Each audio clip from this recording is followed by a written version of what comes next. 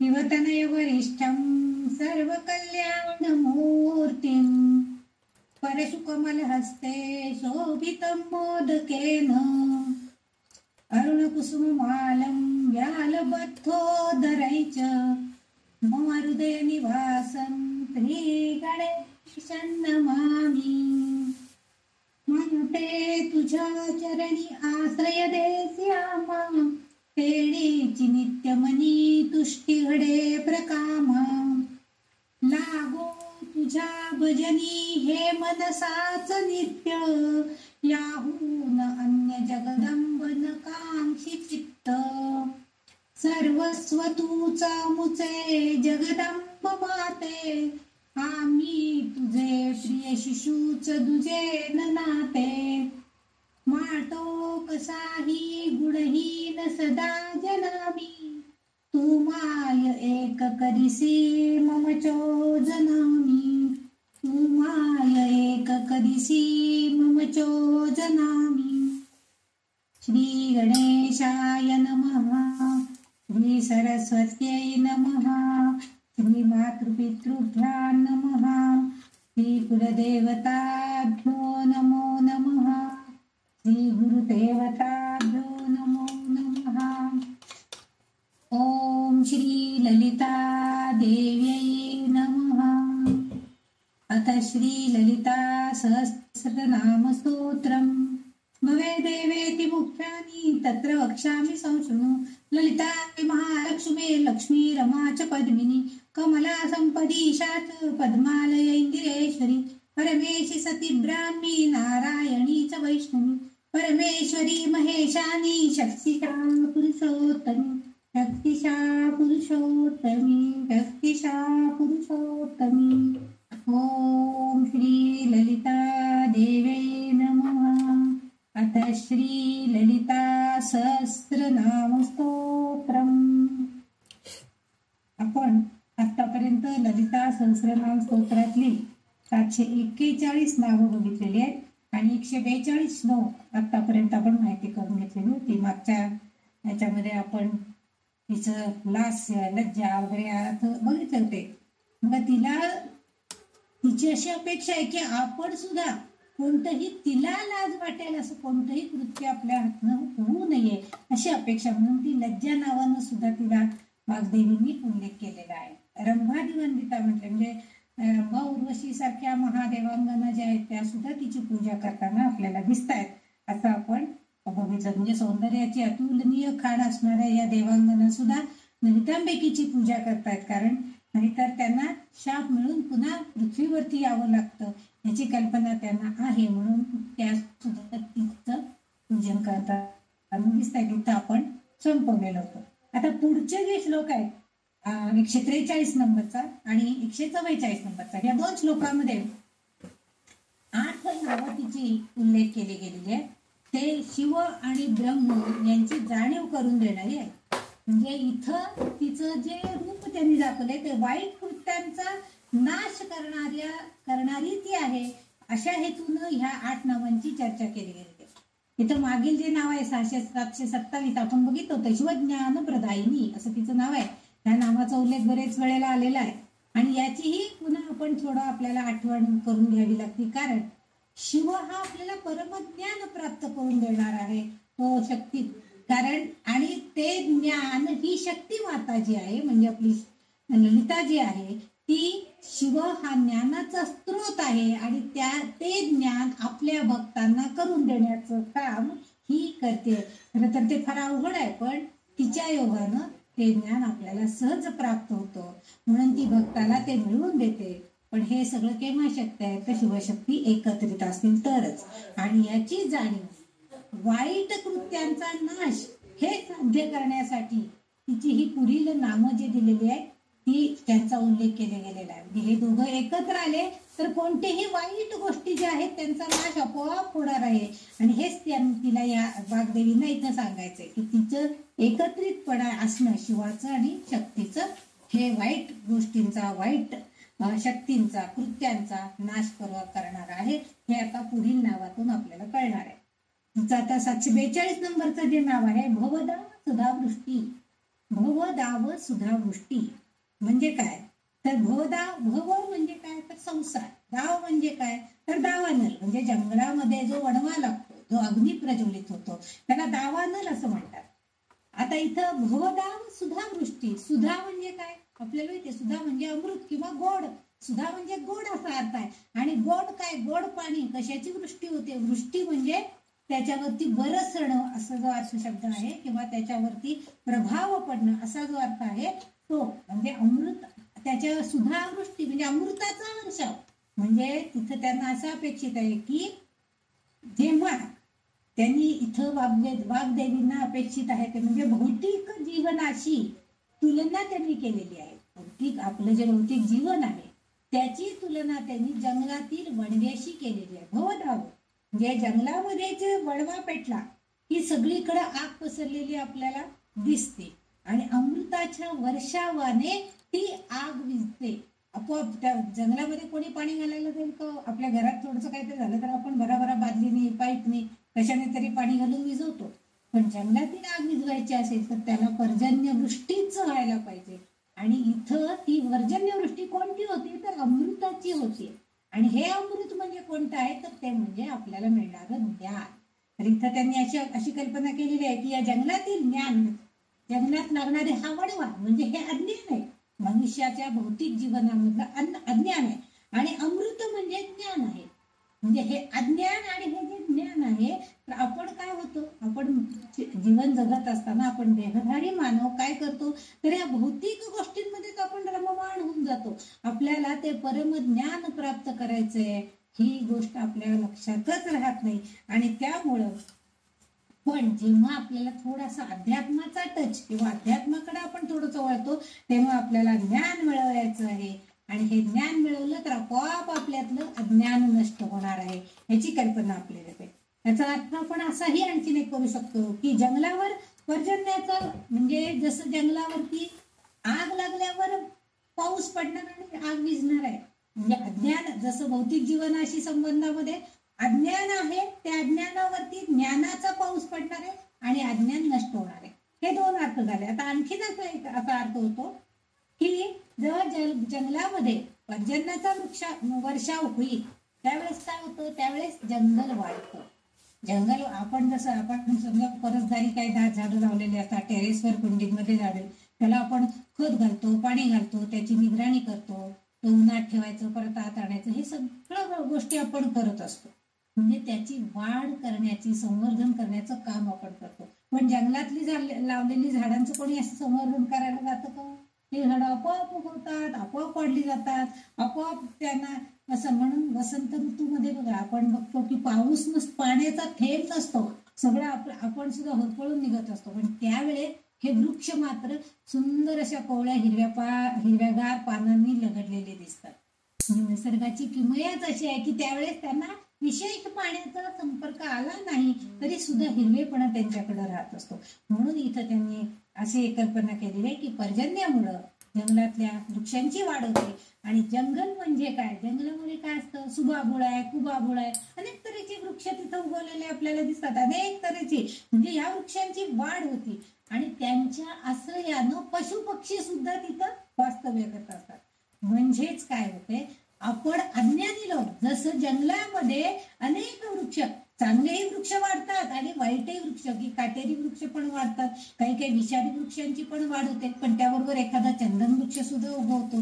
मग ही जशी आपोआप नैसर्गिकरित्या वाढ होत असते तसं त्यांच्या आश्रयाने आणि आपण त्यांच्या आश्रयाने प्राणी पशु पक्षी सुद्धा, म्हणजे एखादं बिळामध्ये उंदीरही राहू शकतो आणि एखादं त्याच बिळामध्ये एखादा नागसर्प सुद्धा राहू शकतो. म्हणजे अशा तऱ्हेनं पशु पक्षी सुद्धा त्या जंगलाचा आश्रय घ्यायला जात असतात. तसं इथं आपण अज्ञानी लोक जो आहोत, या अज्ञानी लोकांना मायेचा प्रभाव आपल्यावरती असतो आणि त्यामुळे त्यांना हे सहन करायला लागतं. पण ज्ञानी पुरुष जे असतात त्यांना अध्यात्माचं थोडंफार ज्ञान झालेलं आहे, त्यांना आपल्याला ह्या ब्रह्माला ओळखायचं आहे हे ज्ञान त्यांना कळलेलं आहे की आपण काय करायला पाहिजे. आपल्याला तर आपल्याला ब्रह्माची ओळख करून घ्यायची आहे, परमात्मा कसा आहे त्याची ओळख करून आपल्याला घ्यायची. हे जेव्हा आपल्याला कळतं तेव्हा आपोआपच हा मायेचा प्रभाव थोडाफार कमी कमी होऊ शकतो, त्याचा पॉवर जी आहे ती थोडी कमी होतो आणि मग आपण ते पार करू शकतो. म्हणजे आपल्याला त्या ज्ञान मिळण्यापर्यंत आपल्याला थोडं थोडं थोडं पुढे जाता येतं आणि हे सगळं सहाय्य कोण करतं? तर ही ललितांबिका करते. हा एक अर्थ झाला. आणखी एक असा अर्थ आहे, हे जे हाच ज्या श्लोकामध्ये हे जे नाव आहे भव दाव सुधा गोष्टी, त्याच्यामध्ये आपण पहिल्यांदा भव, दाव आणि सुधा आणि वृष्टी असे 4 वेगवेगळे शब्द केले. तर आता जे शब्द आपण भवदा हा एक शब्द करायचा आहे, नंतर वसुधा हा एक शब्द आणि सृष्टी वृष्टी असे 3 मध्ये त्याचं बायफर्केशन करायचं. म्हणजे 3 ठिकाणी आपण त्याचा विभाग करायचा. भवदा म्हणजे काय? भव म्हणजे काय? भव म्हणजे शिव. कारण मी आता या श्लोकाला सुरुवात करताना मी सांगितलं की शिवाचं जे ज्ञान आहे ते ज्ञान ही ललितांबिका ही शक्ती देवता आपल्याला मिळवून देण्याचा प्रयत्न करते. आपल्याला मिळवून देते म्हणजे आपल्याला सहाय्य करते. म्हणजे म्हणूनच मग आपण त्या ब्रह्म्याचं ज्ञान मिळवू शकणार आहे. म्हणून भव म्हणजे शिव आणि भवदा म्हणजे शिवाची दाता, म्हणजे शिवाची पत्नी म्हणून ती दाता, शिव ज्ञान देणारी अशी ती भवदा आहे असं त्यांनी म्हटलेलं आहे. दुसरी गोष्ट म्हणजे कारण माहिती आपल्याला शिवाची पत्नी ही ललिता म्हणजे पार्वती आहे, म्हणजे ती भव देणारी आहे. भव देणारी आहे म्हणजेच ती शिवाचं ज्ञान करून देणारी आहे. शिव म्हणजे आणि अर्थात शिव म्हणजेच मुक्ती आहे आणि ती मुक्ती प्राप्त करून देण्यासाठी ही ललितांबिका सहाय्य करते. दुसरा जो शब्द आहे तो त्याच्यामध्ये वसुधा असा शब्द आलेला आहे. भवदा, वसुधा आणि वृष्टी असे 3 आपण त्याच्यामध्ये 3 भाग केले. वसुधा, आता वसुधा म्हणजे काय? तर वसु म्हणजे पृथ्वी आणि वसु म्हणजे पृथ्वी आणि त्या पृथ्वीवरती यावरती सगळे भरपूर वसुधा. आता इथं सुधा हा शब्द पण आहे. सुधा म्हणजे पण गोड. मग जे सगळं काही सुधा असणार गोड असणार आहे, म्हणजे संपन्नता आहे, संपत्ती आहे, अशी सगळं जे काय आहे ते असणारी. कारण पृथ्वीवरतीच आपल्याला हे सगळं बघायला मिळतं. पृथ्वीवरती सगळीकडं तिच्याकडे निसर्ग संपन्नता आहे, पशुसंपन्नता आहे, सगळ्याकडे ज्ञान संपन्न, म्हणजे तिच्यावरच पृथ्वीवरच आपल्याला हे सगळं बघायला मिळतं. आपण काय अवकाशात जातो का? नाही. आपल्याला अवकाशाचं जाणं अजून तरी शक्य झालेलं नाहीये. जेव्हा जाऊ तेव्हा तिथले ज्ञान आपल्याला मिळेल. पण सध्या मानव जीवनाला भौतिक दृष्ट्या या पृथ्वीवरचं ज्ञान म्हणजे आणि पृथ्वी यावर जे जे योग्य आहे, जे जे योग्य, आता इथं हा शब्द महत्वाचा आहे, योग्य आहे ते म्हणजे या पृथ्वीवरती जसं चांगलं आहे तसं काही वाईटही गोष्टी आहेत, पण ते सगळं संपन्नता आहे. जसं का जीवचे जीवन म्हणतो आपण. उंदीर आहे, त्या उंदरांना खायला सर्प येणार, कारण उंदीर जर सगळ्या शेताची नासाडी करणार असेल तर त्यांना नष्ट करण्यासाठी त्या नागांची निर्मिती किंवा सर्पांची निर्मिती होणं आवश्यक आहे. म्हणजे आपल्या दृष्टीनं ते वाईट आहे, परंतु ते कारण आणि त्या सर्पांचं अन्न म्हणजे उंदीर आहेत, मग त्यांना खाण्यासाठी त्यांच्या अन्नाचा पुरवठा करण्यासाठी उंदरांची व्यवस्था केली. म्हणजे हे जे एकमेकावर अवलंबून आहे हे सगळं, परंतु त्यातील जी संपन्नता आहे, त्यातील जे सगळं चांगलं आहे, ती जी संपत्ती आहे ती संपत्ती तिच्याकडे आहे आणि ते सगळं देण्याची क्षमता कुणाकडे आहे? तर ती ललितांबिकाकडे आहे. आणि म्हणून तिला वसुधा म्हणजे गोडवा देणारी सगळं. कारण तिला माहितीये की माझा भक्त कसा आहे, माझा भक्त हा माझ्याकडे चांगलं मागण्यासाठीच आलेला आहे, त्याला सगळं चांगलंच मी द्यायला पाहिजे, तरच त्याचं चांगलं त्याला ज्ञान प्राप्त होणार आहे. आणि त्यामुळे सगळं गोडवा देणारी आयुष्यामध्ये, त्या भक्ताच्या आयुष्यामध्ये गोडवा देणारी अशीच ही ललितांबिका आहे. कारण म्हणून संसार रूपी वडव्याला म्हणजे आपला जो आपण भौतिक जीवनाशी निगडीत आपण जीवन जगत असतो, या संसार रूपी वडव्याला जेव्हा आग लागते म्हणजे आपल्याला काहीतरी दुःख येतं, तर त्यावेळेस अमृताचा वर्षाव पडून म्हणजे अचानक समजा आता आपल्याला खूप अडचण आहे काहीतरी, पण अचानक केव्हा तरी 15 वर्षापूर्वी गुंतवलेल्या विम्याची पॉलिसी अचानक आली आणि आपले सगळं संकट दुखतं. म्हणजे आर्थिक संबंधानं मी सांगितलं, अशा बऱ्याच गोष्टी असतात. किंवा आपल्याला काहीतरी झालेलं असतं आणि अचानक कोणतरी आपल्या घरी म्हणजे एवढं असंच झालं ना, आमच्याकडे सुद्धा असंच झालेलं होतं, पण आम्ही त्याच्यासाठी हे औषध केलं किंवा आम्ही हे व्यायाम केले, लगेच बरं वाटलं, बघा करून बघा हे औषध चांगलं आहे, आपण असं एकमेकाला सांगत असतो. म्हणजे आपल्या संसारामध्ये जो वडवा लागलेला आहे, जे दुःख आपल्या वाटेला आलेलं आहे, ते दुःख जाऊन ते अमृतामध्ये त्याचा परिणाम करायचा किंवा अमृतामध्ये त्याचं परिवर्तन करण्याची ताकद, त्याचा वर्षाव करून म्हणजे चांगल्या गोष्टींचा आपल्यावरती परिणाम करण्याची ताकद फक्त ललितांबिकेकडे आहे. म्हणजे येथे आपल्याला काय हवंय की भौतिक जीवनामध्ये सुखासीनता, संपन्नता देणारी आणि आध्यात्मिक जीवनात मात्र मुक्ती मिळवून देणारी आहे.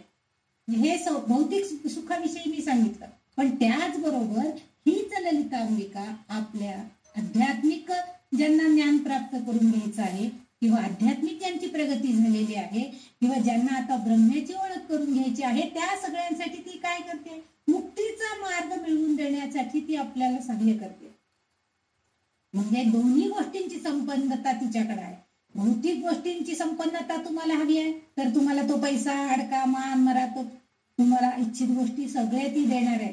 पण त्याचबरोबर आध्यात्मिक गोष्टी ज्या आहेत, आध्यात्मिक ज्ञान जे आहे, भौतिक गोष्टी सोडून तर मुक्तीचं ज्ञान सुद्धा हीच आपल्याला करून देणार आहे. त्यामुळं आपल्याला एक गोष्ट लक्षात घ्यायची की ही ललितांबिका जी आहे ही अशी संपन्नता, दोन्ही गोष्टींची संपन्नता आपल्याला देणार आहे. भौतिक संपन्नता पण देणार आहे आणि आध्यात्मिक मुक्तीची संपन्नता सुद्धा भौतिक मुक्ती सुद्धा मिळवून देणार आहे. म्हणून आपण असं लक्षात घ्यायचंय की तिचे साधक भक्त जर प्रामाणिक, अर्थात हे केव्हा होणार आहे हे तर महत्वाचं आहे. सगळ्यात मला मुक्ती हवी नुसतं म्हणून काही होणार नाहीये, त्यासाठी आपण प्रयत्न करणं सुद्धा गरजेचं आहे. म्हणून लक्षात घ्यायचंय की प्रामाणिक आणि समर्पित भावनेनं जर आपण तिची श्रद्धा, भक्ती करत असलो तर ती नक्कीच अशा प्रामाणिक भक्तांना मुक्ती, मोक्ष हेही मिळवून देण्याचा प्रयत्न करणार आहे. आणि त्याचबरोबर भौतिक सुखसंपन्नता सुद्धा ती देणारच आहे. म्हणून अशा तऱ्हेनं ह्या भवदाव सुधा वृष्टी हे जे नाम तिचं या वाग्देवींनी इथं उद्धृत केलेलं आपल्याला दिसतंय, हे दोन्ही तिन्ही अर्थाने म्हणजे आपली भौतिक संपन्नता देणार, त्याबरोबर मुक्ती मिळवून देण्याचा प्रयत्न करणार आहे, त्याचबरोबर आपला अज्ञान जाऊन ज्ञान मिळवून देण्यासाठी सुद्धा ती आपल्याला प्रयत्न करणार आहे. असे अर्थ आपल्याला त्यांनी एक अग्नी, जे जंगलामध्ये लागलेला अग्नी याची उपमा घेऊन त्यांनी आपल्याला समजून देण्याचा प्रयत्न केलेला आहे. म्हणून हे नाव आलेलं आहे. आणि आपण मात्र ह्याच्यातनं लक्षात ठेवायचं की आपल्या भौतिक जीवनामध्ये कोणतंही कितीही दुःख आलं तरी सुद्धा ती नक्कीच आपल्यावरती अमृताचा वर्षाव करणार आहे, आपल्याला संपन्नता देणार आहे आणि त्यातूनच आपण आपलं ज्ञान वाढवायचंय, ब्रह्मज्ञान प्राप्त करून घ्यायचंय आणि मुक्ती प्रद जाण्यासाठी ती आपल्याला मदत करणार आहे याची खात्री बाळगून तिची प्रामाणिकपणे, श्रद्धेने, समर्पित भावनेनं भक्ती करायची. हे तिचं एक 742 नंबरचं नाव. आता 743 नंबरचं नामाचा आपण विचार करणार. इथं त्यांनी हे नावाचा उल्लेख केलाय, पापारण्य दवानला. आता मगाशी सुद्धा इथं त्यांनी सुधावृष्टी, भवदाव सुधावृष्टी, दावानल म्हणजे सुद्धा जंगलातील वडवा किंवा अग्नी असा अर्थ आहे. अग्नी असा अर्थ आहे, दावानल म्हणजे अग्नी आहे, पण इथं जंगलातील म्हणजे जंगलामध्ये लागलेला म्हणून तो जंगलात लागणे. पापारण्य, आता पाप म्हटलं की आपल्याला लगेच असं वाटतं, पाप म्हणजे काहीतरी वाईट घडलं की लगेच पाप. आपल्या आयुष्यामध्ये आपण जगत असताना पुष्कळशा अशा गोष्टी आपल्या हातून घडत असतात, काही वाईट कामं घडत असतात आणि मग त्याचे परिणाम आपल्याला कळतं की आपण काहीतरी आपल्या हातून वाईट घडलेलं आहे. म्हणजे आपल्या हातून वाईट कृत्य किंवा घडणाऱ्या कृती जर काही वाईट होत असतील तर त्यालाच आपण पाप असं म्हणतो. आणि दावानल म्हणजे जंगलातील अग्नी किंवा वणवा. आता वरच्या नामामध्ये पण ह्या जंगलातील वणव्याचा उल्लेख आलेलाच आहे.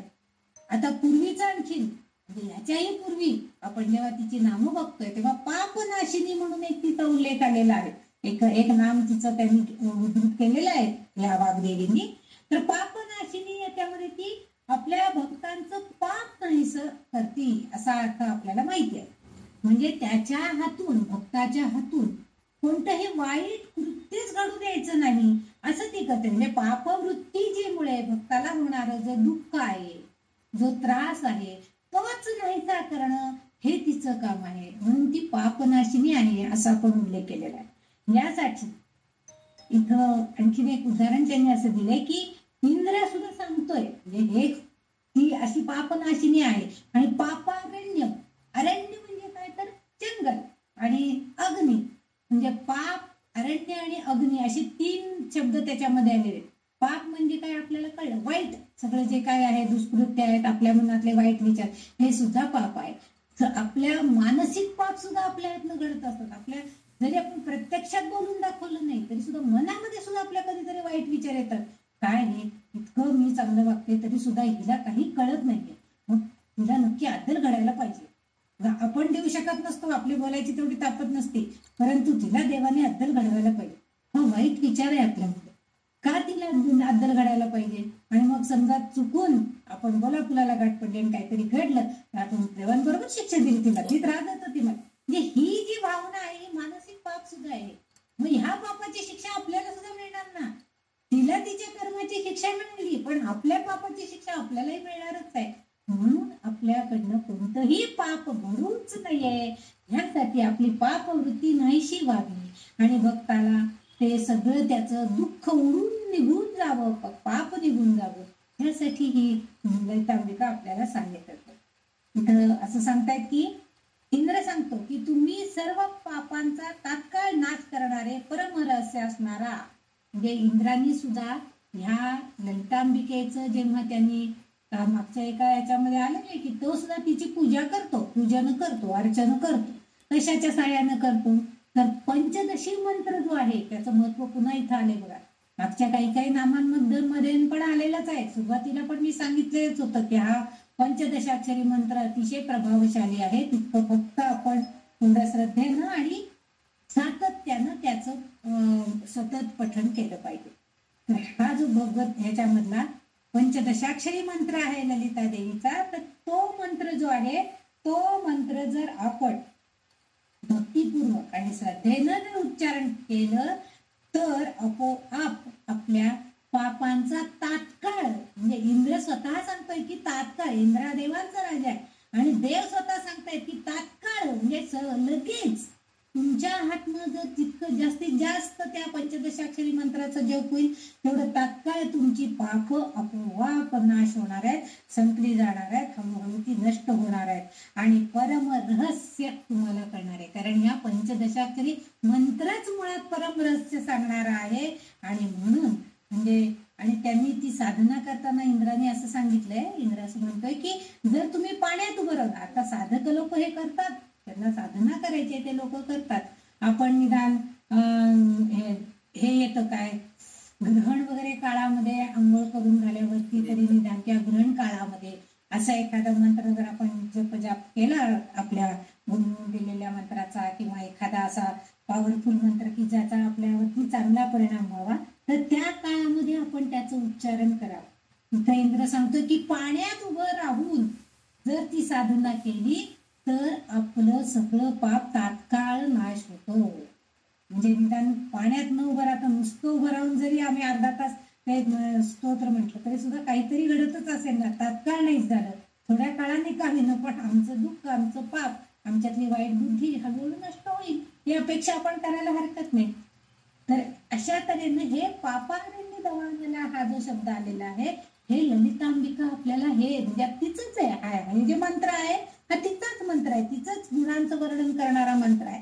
त्यामुळं आपोआपच आपल्या मुखातून तिचं वर्णन केलं जातं, तिची स्तुती गीत गायली जातात किंवा तिचं स्तोत्र म्हटलं जातं किंवा तिचा हा मंत्र म्हटला जातो.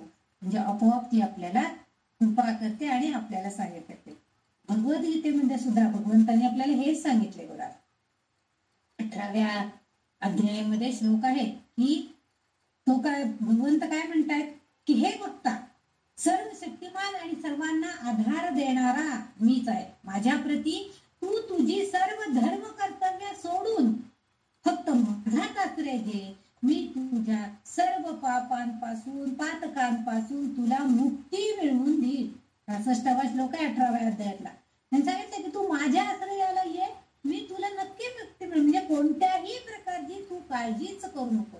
पण काय करायचंय त्यावेळेस आपली सर्व धर्म कर्तव्य जी आहेत ती सुद्धा सोडून टाकायची. आपल्याला जे काय करायचंय ती सगळी सोडून द्यायची आणि तो शक्तिमान आहे, त्याच्या कृपेनं सर्व होणार आहे ह्याची जाणीव आपण करून घ्यायची. त्या शक्तीमुळं, सर्वशक्तिमान शक्तीमुळं सगळं होणार आहे हे जाणीव आपण करून घ्यायचे. आणि मग तुम्ही त्यांच्या आश्रयाला त्यांच्यावर सोपवून टाकायचं.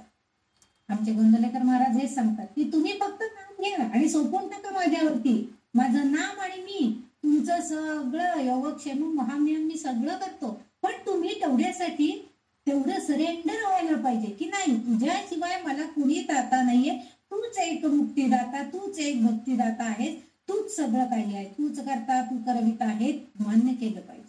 आणि हे भगवंतांनी सुद्धा इथं सांगितलंय की आपोआपच तू कोणत्याही प्रकारची काळजी करू नकोस. म्हणजे पापरूपी अरण्याला जाळणारा अग्नी या रूपामध्ये सुद्धा ती ललितांबिकाच आहे आणि ती भक्ताला त्यावेळेस नक्की सहाय्य करणार आहे.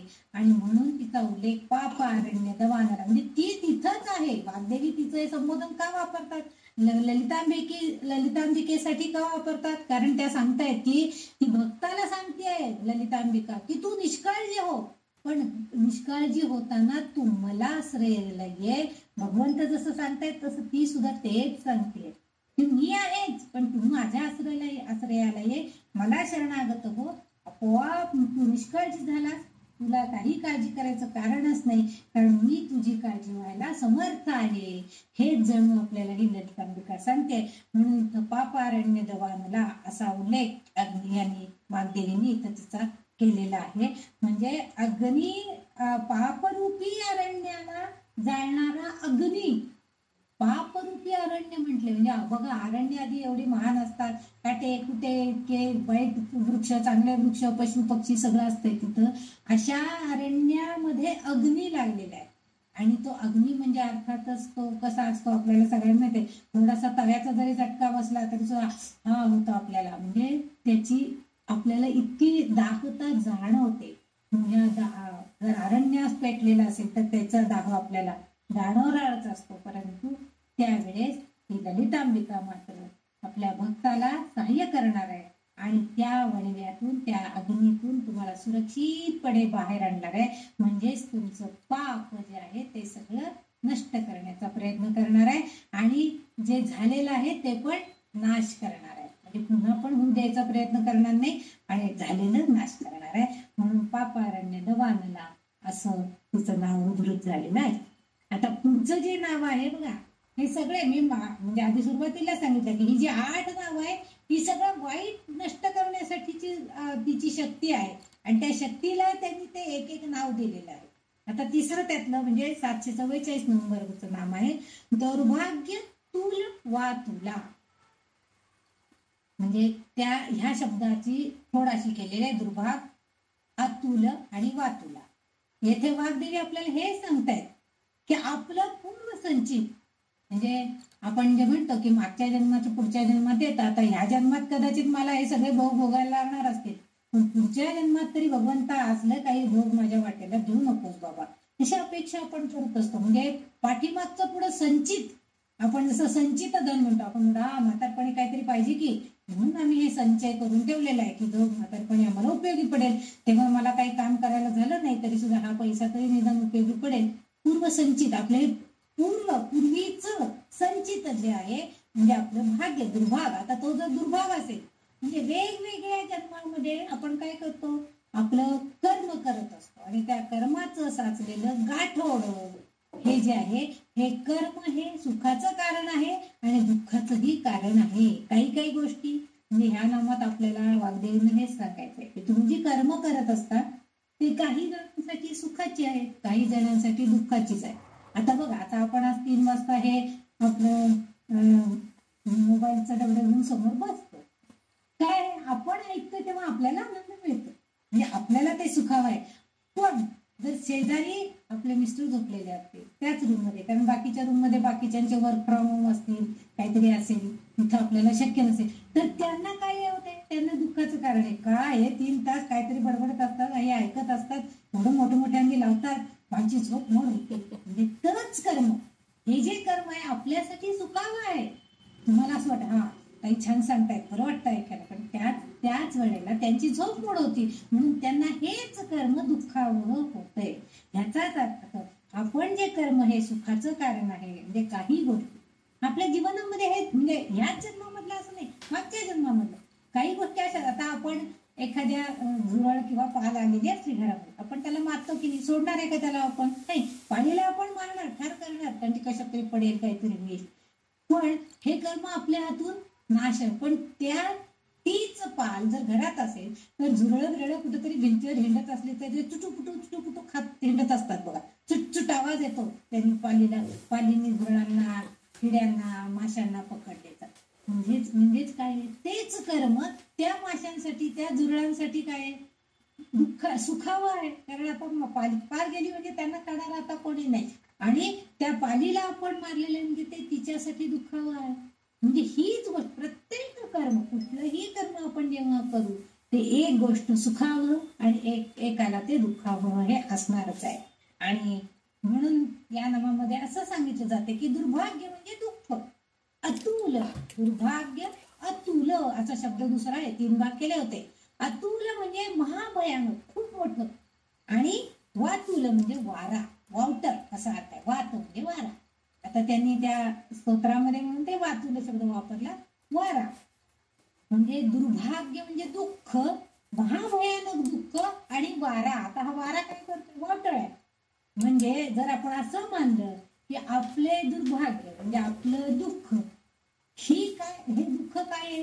ललिता देवी आपल्या शक्तीनं वाऱ्यासारख्या वावटळीच्या रूपानं येते आणि त्या वावटळीच्या झोकानं तो झोक जेव्हा जोरात जोरात वारा व्हायला लागेल तेव्हा त्यानं ते सगळं दुःख ती उडवून टाकते, दूर निघून घेऊन जाते. म्हणजे ही शक्ती फक्त तिच्याकडे आहे, ती सक्षम आहे. म्हणजे आपल्या पूर्ण संचितामध्ये असणारं जे दुःख आहे ते दुःख वाऱ्याच्या झोतानं ती दुसरीकडे दूर घेऊन जाते. म्हणजेच आपलं दुर्भाग्य ही दूर घेऊन जाते. म्हणजे काय होणार आहे? आपोआपच ते दूर गेले की आपल्याला सुद्धा चांगलं भाग्य, चांगले दिवस, चांगलं आनंद प्राप्त होणार आहे. म्हणजे त्याने असं उदाहरण दिलेलं आहे की समजा एखादं कापूस पिंजून ठेवलेला आहे किंवा कापूस आणून ठेवलेला आहे घरामध्ये आणि सहज वारा व्हायला लागला, एखादा समजा आपण कापूस निवडून ठेवलाय, बाहेरनं बराबरा मुलगा आला, जोरात पंखा डोला, तर कल्पना करा कशी होईल. तेव्हा निवडलेला कापूस त्या वाऱ्यानं इथं सगळीकडं पसरला जाईल. वाऱ्याचा झोत त्याला घेऊन जाईल इकडे तिकडे, भर कापूस होऊन जातो. म्हणजे त्याची जी तुस आहेत, जे कापसाचे जे सगळे धागे आहेत किंवा ते तूस जे आहे ते सगळं काय होईल, इकडं ते तंतू जे आहेत ते सगळीकडे विखुरले जाते. तसं म्हणजे उपमा कशी दिलेली आहे बघा, तर ते सांगतायत की ही ललितांबिका काय करते, त्या कापसासारखी आहे ती. आपले जे पापी भक्त आहेत, म्हणजे तो कापूस म्हणजे कोण आहे? पापी भक्त. आपण साठवून ठेवलेला असतो, निवडून निवडून सारखी बाजूला काढली आहे, पिंजून ठेवली नसतं आपण. तर आपल्यासारख्या पापी भक्तांना चांगली कर्म करायला होते. म्हणजे तुमच्याकडनं काय करते ती? आता जो कापूस उडून जाईल तो जाईल, पण थोडा तरी बाजूला राहील की नाही? तिथं गठ्ठा जो आपण ठेवलेला आहे तो चांगला, म्हणजे आपली चांगली कर्म राहतील आणि वाईट जे आहे ती सगळी उडून जाणार आहे. कल्पना किती छान केलेलं. म्हणजे थोडं तरी आपलं चांगलं जे काय असेल सत्कर्म ते राहणार आहे, तसं तो गठ्ठा तसाच राहील. नाहीतर बाकीचं सगळं घरभर नंतर आपल्याला आवरत बसायला लागतं, गोळा करून आणावं लागतं. आपल्याला हे कळलं पाहिजे की तो गेला बाजूला. म्हणजे जसं त्या कबीरांना जात्यामध्ये जळणारे दाणे ते रडतायत असं त्यांना ऐकू आलं, पण मग ते सांगतात नाही काही काही नाही, सगळे भरडले गेले म्हणून ते रडलेत असं त्यांनी कल्पना केली. ती म्हणले नाही, सगळेच नाही भरडले गेले. त्या जात्याच्या मधल्या खुंट्याच्या भोवती जे दाणे आहेत ते सुरक्षित आहेत, कारण ते ज्ञानी लोक आहेत. त्यामुळे ते त्या भरडणाऱ्या लोकांपर्यंत, म्हणजे भरडणाऱ्या लोकांमध्ये ते गेलेले नाहीयेत असं त्यांनी सांगितलं. म्हणजे तसं इथं ही ललितांबिका काय करते आहे, आपल्या पापी भक्तांना चांगले कर्म करायला लावते. म्हणजे ती सांगते की तू जो कापूस निवडून ठेवलायस ना, तो जर तुझं सत्कर्म असेल तर तू एखाद्या पातेलीत, एखाद्या डब्यात असं निवडून ठेव ना. किती वारा आला तरी तो जाईल का उडून? नाही. आपल्याला तिथून म्हणजे आपलं सत्कर्म आपण साठवायला शिकायला पाहिजे, संचय करायला शिकायला पाहिजे. आणि त्यामुळं आपोआपच तसं जर झालं तर आपल्या दुर्भाग्याची तीव्रता कमी होते आपोआपच. कारण कारण काय असतं, वाईट कर्म हे आपल्याकडनं सहजासहजी होतच असतात. चांगली कर्म मात्र आपल्याला अगदी आवर्जून करावं लागतात.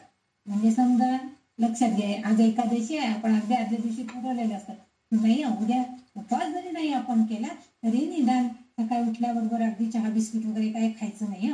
निदान 10 वाजेपर्यंत 11 वाजेपर्यंत तरी काही खायचं नाही असं अगदी ठरवलेलं असतं. पण त्याच वेळेस काय होतं, उठलं की सगळेजण चहा प्यायला बसलं की आई घे ना का 2 बिस्किट, आणि आपल्याला मोह होतो. म्हणजे आपला विचार जे आहेत काल आलेले ते सगळे निघून जातात. आपण लगेच 2 बिस्किट घेतो, चहाबरोबर खाऊन बसतो. म्हणजे पण जर आपल्या मनामध्ये तेवढा संकल्प दृढ निश्चय असेल, आपलं संचित जर आपल्याला वाढवायचं असेल चांगल्यासाठी, तर आपोआपच आपण आपलं कर्म चांगलं करण्याकडे, म्हणजे वाईट कर्मांची भरपाई चांगली कर्म करून करायची आहेत. आपल्याला वाईट कर्म आपल्या हातून घडलेली आहेत, पूर्वसंचित आहे, ज्याथे आपल्याला पुनर्जन्म आलाय ना, मानव देहामध्ये आपण जन्म घेऊन आलाय ना, त्या अर्थी मागच्या जन्मामध्ये भरपूर काहीतरी वाईट बीट केलेलं असणार आहे. त्याशिवाय हा जन्म येणारच नाही आपल्याला, कारण ते भोगायला सगळं यायला पाहिजे की. मग त्याबरोबर काही काही सुखावं पण, म्हणजे ह्या जन्मामध्ये आपण काही केलं नसेल आपल्याला कळल्यापासून तरी की माझ्या हातनं मी एका जन्मात तरी काही वाईट केलेलं नाही, सगळ्यांचं मी चांगलंच करत आले असं आपण अनेकदा म्हणत असतो.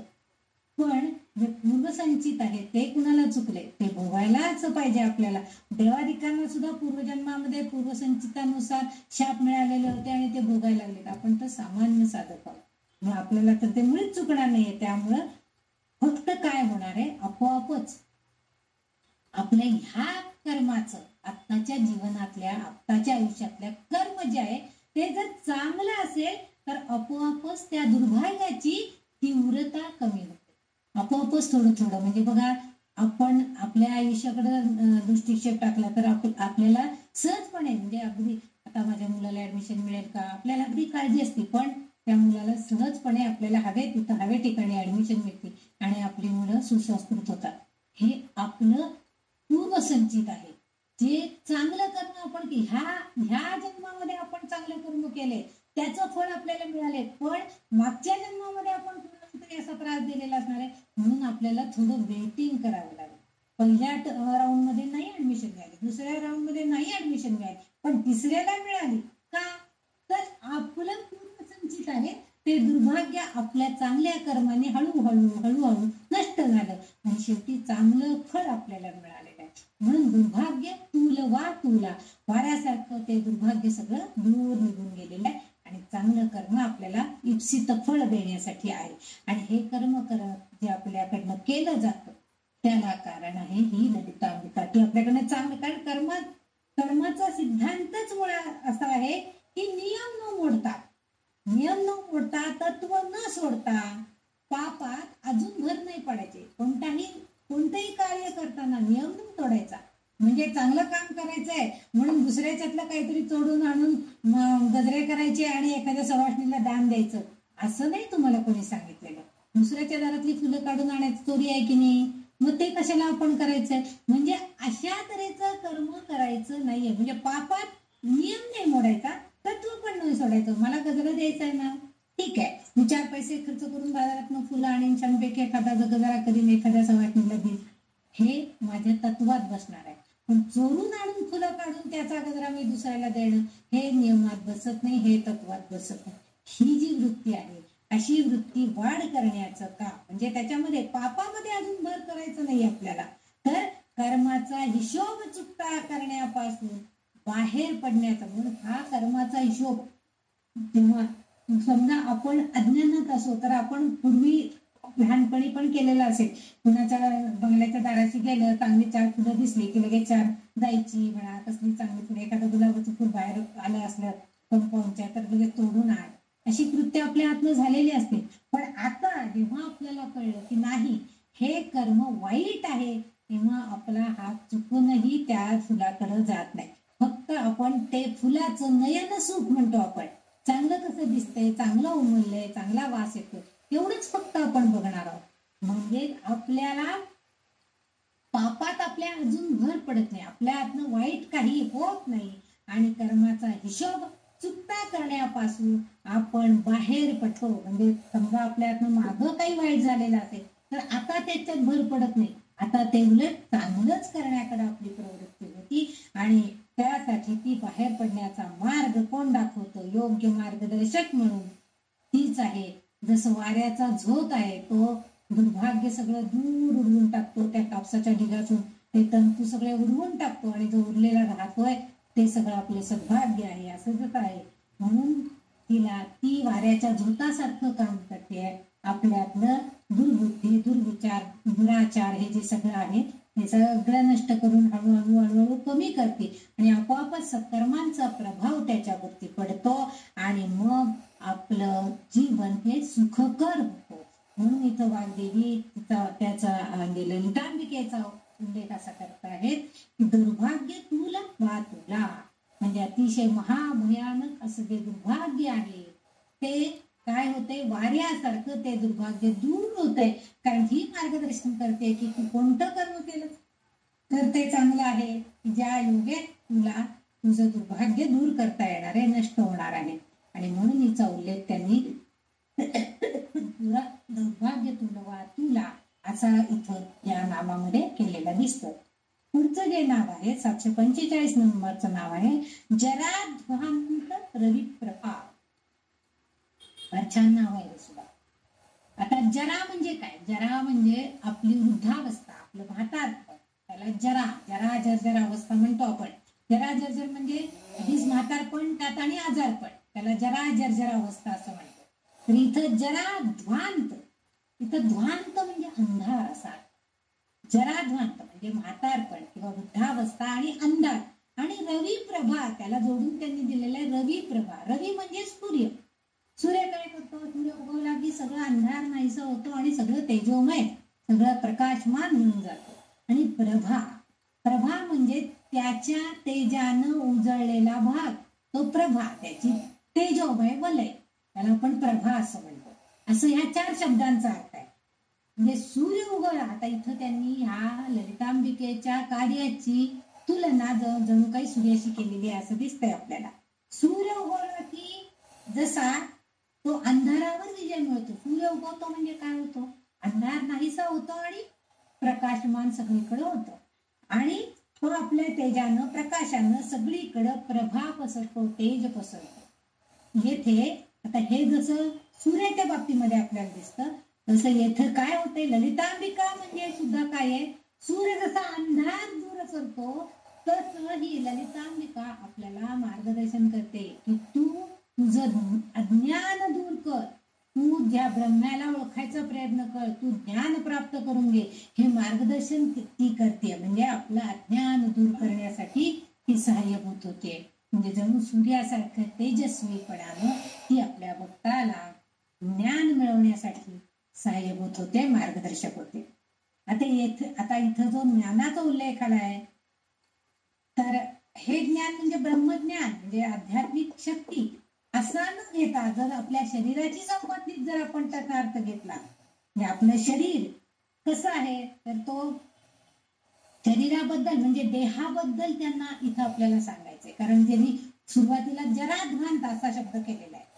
म्हातारपण, तरुणपण, बालपण हे सगळे आपल्या आयुष्यातल्या स्थिती, आपल्या अवस्था आहेत या सगळ्या. आणि इथं त्यांना आपल्या ह्या देहाच्या या अवस्थांविषयी सांगायचंय. म्हणून इथं जो हा शब्द वापरलेला आहे त्यांनी सूर्य, म्हणजे इथं ललितांबिका जी कार्य करते, इथं जे ज्ञान आहे ते ज्ञान म्हणजे आपल्या शरीराबाबतचं ज्ञान आहे, म्हणजे देहाबाबतचं आहे. कारण आपण जगतो, आपण जाणतो की देह हा नश्वर आहे.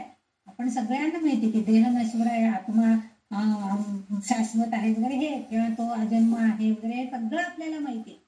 म्हणजे देहात असणारा जो आत्मा आहे तो कसा आहे तर तो आपल्या शरीरापेक्षा वेगळा आहे. आपण काय समजतो की आपल्या देहामध्ये आत्मा आहे म्हणजे तो आहे आपल्याबरोबर, काय हे नक्की आहे.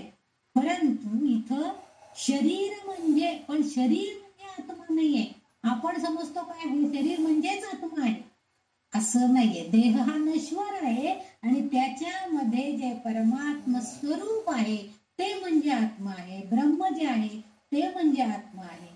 आणि ह्याची जाणीव, कारण का आता शरीराचा क्षय होतो म्हणजे शरीर नाश पावतंय, पण आत्मा मात्र शाश्वत आहे, तो नश्वर आहे, तो कधीही शाश्वत आहे, तो कधीही नाश पावत नाही. देह मात्र नश्वर आहे. म्हणजे तो नाश पावतो, त्याचा क्षय होतो. हा आपला देहधारी जीव जो आहे तो भौतिक आणि नाश. आणि कसं आता हा आपण जगत असताना आपल्या लक्षात येतं काय होतं की आपण जगतो तेव्हा आपल्याला लक्षात येतं की आपल्याला निरनिराळ्या गोष्टींची आसक्ती निर्माण झालेली असते. आपण भौतिक सुख उपभोगायला आपल्याला आवडत असतात. देहधारी जीव भौतिक आणि नाशवंत वस्तूंबद्दलची आसक्ती बाळगून असतो आणि हेच त्याचं अज्ञान आहे. म्हणजे त्याला असं काय पण तरुणपणी बघा आपल्याला अगदी सगळं टाप टीप अमुक धमुक अगदी सगळं आपल्याला तिथल्या तिथं हळूहळू एक एक गात्र शिथिल व्हायला लागली. आपोआप काठी हातात येते, डोळ्याला चष्मा येतो, कानाला यंत्र येतात. हे सगळं काय आहे? आपल्या शरीर देहाचं सगळं आहे. हे आत्म्याला काहीही यातलं पोचत नाही. आत्मा म्हणत नाहीये मला ऐकू येत नाही, त्याला सगळं कळतंय, त्याला सगळं ऐकू जात असतं. आत्मा म्हणत नाहीये मला दिसत नाहीये, कारण तो इतकं सूक्ष्म रीतीनं सगळं बघत असतो. तुमची कृत्य काय चाललेली आहे, तुमचं कर्म कशी चाललेली आहे, सगळं त्याला कळत असतं. परंतु आपला देह मात्र तसं सांगत नाही. आपण म्हणतो ना बाई इतके दिवस इतकं मी अगदी सर्व्हिसला जाताना इतकं धावपळ करत गेले, पण आता पाय बोलायला लागले, आता नाही बाई एवढं होत चालणं.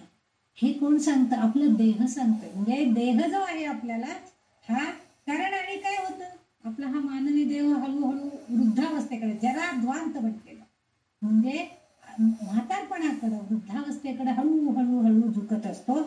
आणि तिथं आपल्याला मग आता मात्र आपल्याला मृत्यूची भीती वाटायला लागते.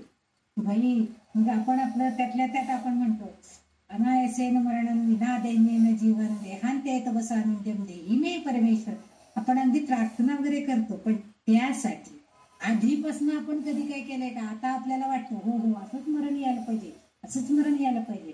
पण तुम्ही जी कर्म करत आला आहात, तुम्ही जे देहात मला डायबिटीस असून सुद्धा तुम्ही भरपूर गोड खात आलेला आहात, मग काहीतरी होणार ना. तुम्हाला काहीतरी झालं, त्या पायाला काहीतरी झालं, जखम झाली, बरी झाली नाही, पाय काढा, दात काढा, काहीतरी त्याचे व्याप होत राहणार ना. सगळ्या अवयवांवर कुठं ना कुठं परिणाम होणार. कशाना ना कशाच्यामुळे आपण दुर्लक्ष केलेलं असतं. तुम्हाला सांगितलेलं असतं अति कष्ट करू नका, तुमचं हार्ट वीक आहे, तरी सुद्धा नाही करायलाच पाहिजे म्हणून अगदी मोठमोठी छान कामं भरपूर करत असाल तर त्या योगानं तुम्हाला त्याचा परिणाम सोसावा लागतोय. म्हणजे आपल्याला हळूहळू वृद्धावस्थेकडे जात असताना आपल्याला हळूहळू मृत्यूची भीती वाटायला लागते. मग तरुण असतो तेव्हा हे आपल्या लक्षात येत नाही. म्हणजे तेव्हा हे आपल्यासाठी अज्ञान आहे की जेव्हा आपण म्हातारे होणार आहोत तेव्हा आपल्यातली ही शक्ती कमी होणार आहे हे आपल्याला तेव्हा माहीत नसतं. मग तरुणपणी आपण म्हणतो ना आता तरुण रक्त आहे कसं, म्हणून त्यांना असं धक्काबुक्की दंगा हाणामारी हे सगळं करता येते. आता आपण जर तिथं असलो तर आपण 4 पावलं लांब राहतो. हा नको बाई उगीच काय आपल्या अंगावर येऊन कोणतरी पडलं ना आपलं हाडबीड मोडलं, पाय मोडलं, कुठं आणि कटकट करत बसा, 4 पावलं लांब राहावा, चालू दे त्यांची हाणामारी. कारण आपलं पण जेव्हा तरुण आहे तेव्हाच आपल्याला या वृद्धावस्थेची ज्ञान आपल्याला व्हायला पाहिजे की पुढं माझं आयुष्य काय मी कायम तरुण राहणार नाहीये. मी 5 वर्षाचा, 10 वर्षाचा, 15 वर्षाचा कायम राहणार नाही. हळूहळू माझं आयुष्य जसं जसं पुढे जाईल तसं तसं मी वृद्धावस्थेकडे झुकणार आहे आणि याची जाणीव आपल्याला व्हायला पाहिजे.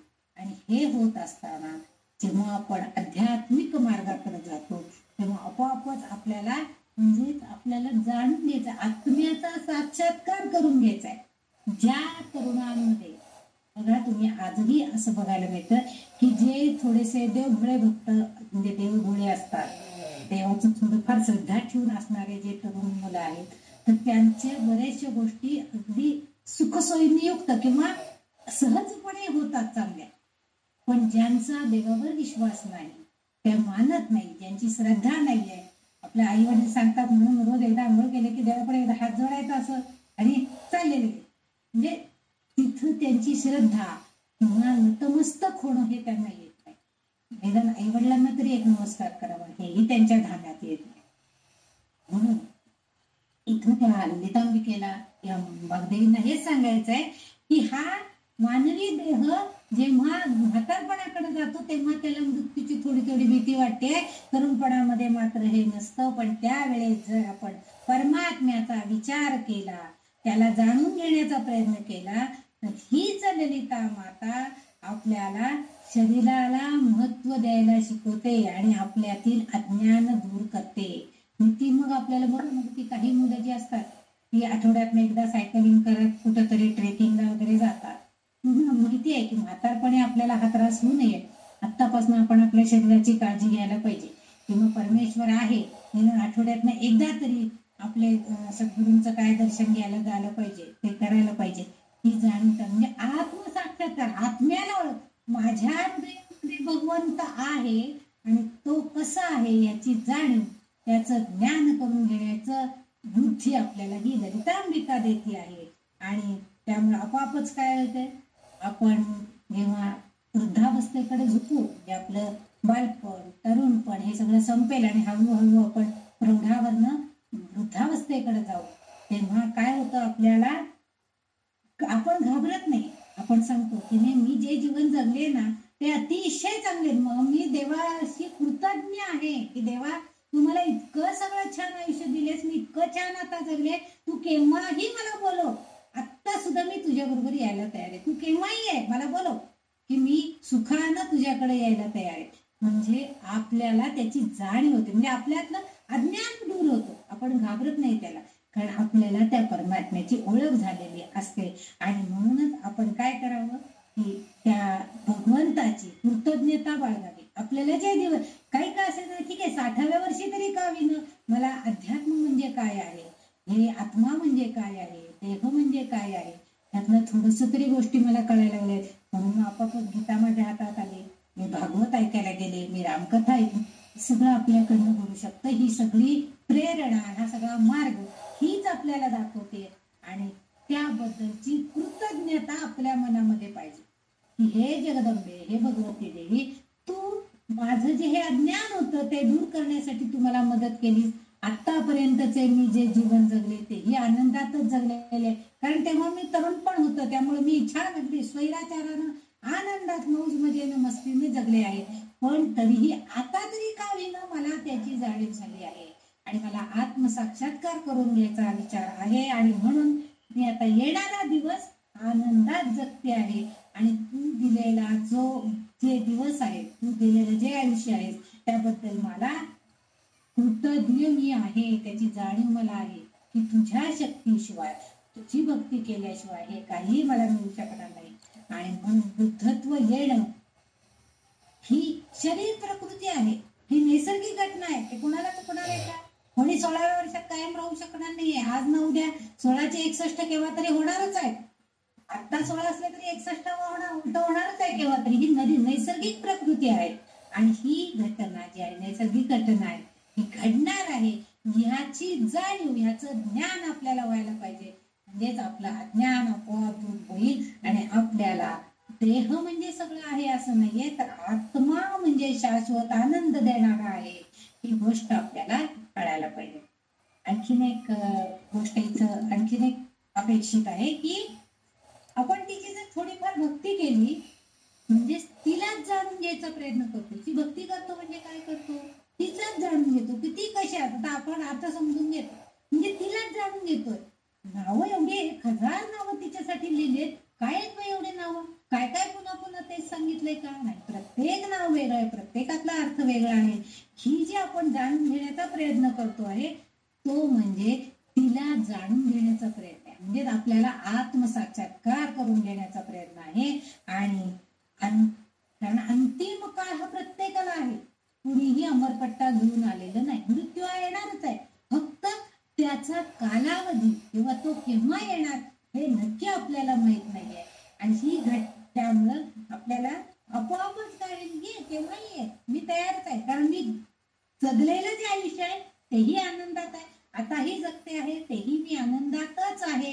आणि त्यामुळे तू केव्हाही आलास तरी मृत्यू मला तुझं भय वाटणार नाही. म्हणजे त्या आत्म्याची जाणीव, कारण मला माहितीये की मी जरी गेले तरी सुद्धा माझा आत्मा अमर आहे, तो जिवंतच राहणार आहे. त्यामुळे तू जे मला ज्ञान प्राप्त करून दिलेलं आहे ते तसंच माझं पुढच्या जन्मात येणार आहे, कारण मला पुनर्जन्म आहे. माझ्या हातनं वाईट घटना घडलेल्या असल्या तर पुनर्जन्म नक्कीच आहे. म्हणून मला त्याची जाणीव आहे, त्यामुळं मृत्यूचं भय मला वाटणार नाही, माझं अज्ञान त्यामुळं दूर होईल. आणि ही त्या ललितांबिकेचीच कृपा आहे.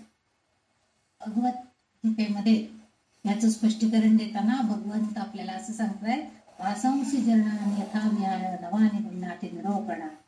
म्हणजे त्यांनी सांगितले की जुनं वस्त्र टाकून देऊन हा देह जसा नवीन वस्त्र नवीन जीवामध्ये प्रवेश करतो, म्हणजे जीर्ण वस्त्र टाकून नवे वस्त्र धारण करणे, त्याप्रमाणे आपलं थकलेलं शरीर आहे, म्हणजे वृद्धावस्थेकडे झुकलेलं शरीर आहे.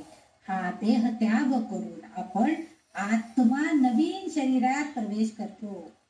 म्हणजेच काय होतं, तर नवीन शरीर म्हणजे कसं असणार आहे, नाद समजा एखाद्या घरामध्ये तो जीव जन्माला आला, एखादा बालजीव, एखादा शिशु, तर त्या घरामध्ये अगदी आनंदाचं वातावरण असतं. एक नवीन तेज, नवीन प्रभा तिथं निर्माण झाली आहे काय असं जणू वाटतं. बरेच दिवसामध्ये आपल्या घरामध्ये कोण लहान मुलं नसतं आणि एखादं लहान मूल जन्माला येतं, सगळं घर आनंदाने भरून जातं. आपल्याला जणू सगळीकडे प्रकाश पसरलाय का काय असं वाटतं. आपल्या कल्पना आहेत या सगळ्या. पण इथं त्यांना असं म्हणायचंय की त्या दुनियेमध्ये त्या जन्माने त्या मृत्यू झालाय, देह गेला, पण आत्म्याने या नवीन जीवामध्ये प्रवेश केलेला आहे आणि पुन्हा तो काय रविप्रभा सूर्यासारख्या तेजमान प्रकाशामध्ये पुन्हा तो जीव जन्माला आलेला आहे आणि पुन्हा त्याचा जीवनाची प्रवास सुरू झालेला आहे. म्हणून प्रकाशवान दुनियेमध्ये तो प्रवास करणार आहे. हे आपल्याला म्हणजे ललितांबिका काय करते, तर म्हातारपणाच्या दुःखरूपी अंधाराला दूर करून तेजस्वी सूर्यप्रकाश रूपी नवीन जीवनामध्ये आपल्याला प्रवेश करायला सांगते आहे, की जेणेकरून रविप्रभा सूर्यासारख्या तेजमान प्रकाशामध्ये आता तुमचं आयुष्य आपोआप पुढे जाणार आहे, हे जणू ती आपल्याला सांगते. म्हणून तिथं वाग्देवीने वर्णन केलेलं आहे, हे नाव दिलेलं आहे जराध्वांत रविप्रभा, म्हणजे म्हातारपणासारख्या अंधारामध्ये असणाऱ्या आपल्या जीवाला रवी सूर्यासारख्या तेजमान प्रकाशमान जगामध्ये पुन्हा प्रवेश, हे जे आहे हे गणित चक्र हे असंच राहणार आहे. आणि त्यातून मुक्तता म्हणजे मुक्ती मिळवायची असेल तरी गोष्ट वेगळी. आता पुढच्या याच्यामध्ये त्यांनी तेच आपल्याला सांगितलं की मुक्ती मिळवून देणार आहे आपल्याला, पण त्यासाठी आपण तिची भक्ती मात्र करायला पाहिजे. तर पुढचं जे श्लोक आहे, हा आपण 143 नंबरचा श्लोक इथं संपवलाय की जराध्वांत रविप्रभा. आता पुढचा जो श्लोक आहे तो आहे त्याच्यामध्ये 144 नंबरचा श्लोक आहे. त्याचे शब्द असे आहेत, भाग्याब्दी चंद्रिका भक्त चित्त केकी घनाघना रोग पर्वत दंभोली मृत्यू दारू तुतारिका. इथं पण तिची 4 नाव आहेत. भाग्याब्दी चंद्रिका. आता मागच्या म्हणजे आत्ताचं जे आपण नाव बघितलं 745 नंबर, तर त्याच्यामुळे सूर्याशी तुलना केलेली होती. ललितांबिका म्हणजे सूर्य आहे, सूर्यप्रकाशासारखी तेजस्वी प्रकाशमान असणारी प्रभा तेजस्विता असतो. आता इथं तिची चंद्राची तुलना केलेली, मागच्या ह्याच्यामध्ये सूर्याचा उल्लेख आला आणि आता इथं चंद्रिका म्हणजे चंद्राचा संदर्भ इथं आलेला आहे. भाग्याब्दी चंद्रिका. मागच्या कुठल्या तरी एका नामामध्ये त्यांनी सूर्य आणि चंद्र म्हणजे तिचे दोन्ही डोळे आहेत असाही उल्लेख केलेला आहे. तिचं जेव्हा वर्णन केलं गेलं तिच्या सौंदर्याचं, त्यावेळेस सूर्यचंद्र जणू तिच्या डोळ्यामध्ये आहे. म्हणजेच ती आपल्या भक्तांकडं चंद्रासारख्या शीतल नजरेनं पाहते आणि जेव्हा त्यांच्याकडनं वाईट काहीतरी घडतं तेव्हा सूर्यासारख्या प्रखर तेजानं सुद्धा ती आपल्या भक्तांना चांगला मार्ग दाखवते. अशा अर्थानं तिचे ते दोन्ही डोळे आहेत असं त्यांचं वर्णन आलेलं होतं. आता इथं भाग्याब्दी चंद्रिका म्हणजे पौर्णिमेला जेव्हा चंद्र पूर्ण उमललं म्हणजे उगवलेला असतो, तेथे इथं उपमा अलंकार, पौर्णिमेचा जो चंद्र आहे पूर्ण चंद्र, त्याच्या उपमा अलंकाराची योजना इथं केलेली आहे. जसं पूर्ण चंद्राला पाहिजे की सागराला भरती येते. आपण म्हणतो की म्हणजे सागराला भरती केव्हा येते, चंद्र उगवला की चंद्राच्या उगवण्यामुळे सागराला भरती येते असं आपल्याला दिसतं. म्हणजे पौर्णिमेला जास्त करून मोठी भरती येते आणि महासागरातील म्हणजे आपोआपच काय होतं, भरती येते म्हणजे काय होतं. पण कधी समुद्र किनाऱ्याची केलेली असेल तर त्या सागराच्या वरती पाण्याच्या ज्या लाटा आहेत त्या कशा होतात, भरतीच्या वेळेला त्या उंच उंच उंच अशा जात असतात. जे नेहमीच्या लाटा ह्या सामान्य असतात, पण भरतीच्या लाटा ज्या आहेत त्या उंच उसळलेल्या दिसतात. इथं त्यांना तेच सांगायचं, म्हणजे तिचं स्थान. तर वाग्देवतांनी मुद्दाम हे भाग्याब्धी चंद्रिका असा जो शब्द उल्लेख केलेला आहे. आता इथं भाग्य म्हणजे चांगलं, चांगला काळ, अब्धी म्हणजे सूर्य, अब्धी म्हणजे समुद्र किंवा सागर असा अर्थ आहे. भाग्य म्हणजे आपलं चांगलं होणार, चांगलं आपलं, वाईट काळ नाही तर चांगलं असणारं सौभाग्य, आपल्या चांगल्या घडणाऱ्या घटना, हे म्हणजे भाग्य. आता इथं समुद्रामध्ये जेव्हा भरती येईल तेव्हा ते पाण्याच्या उंच, खूप उंच उचललेल्या लाटा आपल्याला बघायला मिळतात. तसं हिची जर कृपा झाली तर आपोआपच काय होणार आहे, आपल्या भाग्याच्या सागराला सुद्धा असंच उचंबळलं जाणार आहे आणि आपलं उंच, आपल्याला ती म्हणजे आपलं भाग्याची रेखा जी आहे ती उंचावर नेण्याचं काम ही ललितांबिका करणार आहे. म्हणजे भाग्याब्धी चंद्रिका म्हणजे चंद्र जसं महासागरात पाण्याला उंच उचंबळून टाकतो, उंच उंच लाटा नेतो, तसं हिच्या कृपेमुळं आपल्या आयुष्यामधलं आपलं भाग्य जे आहे हे उंच, त्याची भाग्यरेखा ही उंच उंच जाणार आहे. आणि म्हणून इथं त्यांनी त्या आपल्या मानवी ज्या जीवनामध्ये घडणाऱ्या घटना आहेत त्याची तुलना ही महासागरातल्या भरतीशी, ओहोटीशी केलेली आहे. आपल्याला जेव्हा वाईट काहीतरी घडतं तेव्हा आपण म्हणतो ना, काय अहो इतकं यांची श्रीमंती होती, इतका वाडा, इतकं पशुधन, इतकं गोधन, इतकं सगळं काय काय होतं, पण त्याला ओहोटी लागली.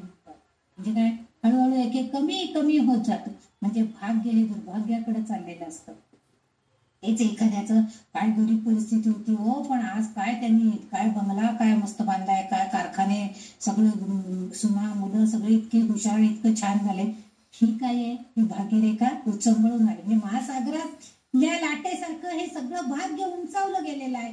ही केवळ आणि केवळ तिचीच कृपा आहे असं म्हटलेलं आहे. म्हणजे जसं सूर्याच्या तेजामुळं जसं अज्ञानाचा अंधकार आणि आपल्या मनातले विचार वाईट दूर होणार आहेत, तसं चंद्राच्या उगवण्यामुळे आपली भाग्यरेखा उजळली जाणार आहे असं जण या वाग्देवींना सांगायचंय. म्हणून त्यांनी ललितांबिकेचं नावच त्यांनी भाग्याब्धी चंद्रिका, म्हणजे सागरासारखं, समुद्र, अब्धी म्हणजे सागर, समुद्र, भाग्य म्हणजे आपला चांगला काळ, चांगल्या घटना, ह्या सगळ्या ज्या आहेत त्या चंद्राशी निगडीत आहेत आणि त्यासारखं आपलं भाग्य सुद्धा उंचावणार आहे केवळ तिची कृपा असेल तर. आणि तिची कृपा, तिचं नामस्मरण, तिचं पूजन अर्चन याशिवाय शक्य नाही. तिचं जर सहाय्य हवं असेल तर तिचं स्मरण करणं अतिशय गरजेचं आहे. असं म्हणजे काव्यात्मक तुलना करण्याचा प्रयत्न वाग्देवींनी केलेला आहे. चंद्राचं भाग्य आणि आपली भाग्यरेखा आणि चंद्र आणि महासागरातली भरती आणि आपल्या जीवनातले घडणाऱ्या घटनांचा क्रम याचा सगळ्याशी तुलना करण्याचा प्रयत्न थोडक्यात इथं या वाग्देवींनी केलेला आहे. आणि म्हणून तिचं हे नाव इथं संबोधलं गेलेलं आहे, भाग्याब्धी चंद्रिका.